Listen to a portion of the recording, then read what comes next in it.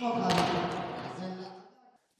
میدان وردګ ولایت د سپورت امریت او والیبال فدراسیون په همکارۍ د اسلامي امارت د بیا واکمنېدو د درېیمې کلیزې په پار د یو شمېر ولایتي لوبډلو په ګډون د 18 غوره ټیمونو ترمنځ د والیبال سیالۍ په لاره اچول شوې.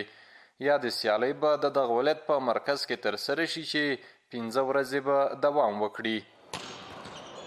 بدني روزنې ورزش امریت او والیبال فدراسیون په ګډه همکارۍ 18 لوبډلو ترمنځ چې پکې غزنی، لوګر، بامیان او کابل د میدان وردګ ولایت لوبډلې غوره لوبډلې پکې برخه اخیستې ده. نوموړې سیالۍ د اسلامي امارت بیا واکمنېدو د درېیمې کلیزې په مناسبت ترسره کېږي چې 15 ورځې به دوام وکړي.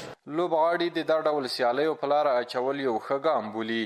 وایي که د دوی په روزنه لا زیات کار وکړي چمتو دي چې د هیواد په سطحه لوبې وکړي.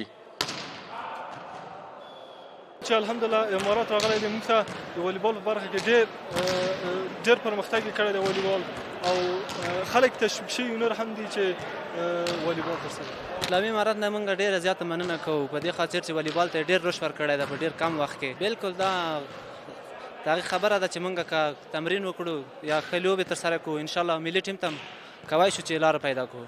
دا په داسې حال کې ده چې څو ورځې وړاندې د یاد ولایت په مرکز کې د څو ولایتونو په ګډون د 24 لوبډلو ترمنځ د والیبال سیالۍ ترسره شوې.